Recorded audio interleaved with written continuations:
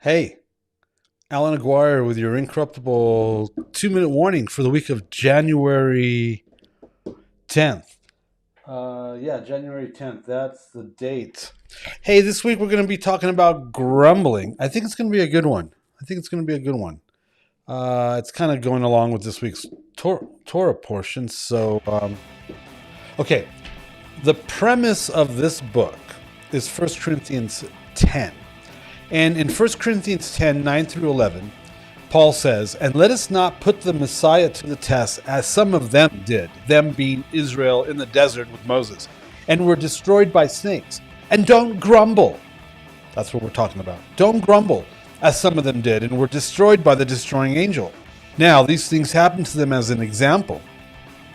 These things happened to Israel as an example to us, but they were written down for our instruction. He's speaking to his predominantly Gentile church in Corinth. So that automatically destroys the majority of Christian theology out the window right there. But they're written down for our instruction, on whom the end of the ages has come. All right, so let's look at this. Exodus 13, 21 to 22. "And the Lord went before them by day," by Israel. He went before Israel by day in a pillar of cloud to lead them along the way, and by night in a pillar of fire to give them light. And they might travel by day and by night. The pillar of cloud by day and the pillar of fire by night did not depart from before the people.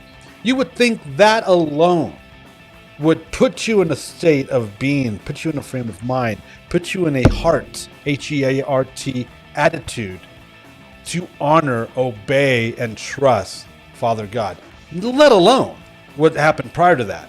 And we're going to talk on all that. Exodus 14, 10 through 12. "When Pharaoh drew near, the people of Israel lifted up their eyes, and behold, the Egyptians were marching after them, and they feared greatly. And the people of Israel cried out to the Lord. They said to Moses, Is it because there are no graves in Egypt that you have taken us away to die in the wilderness?" That's not a good attitude. "What have you done to us in bringing us out of Egypt? Is not this what we said to you in Egypt? Leave us alone that we may serve the Egyptians?" They had a really bad attitude from the get-go.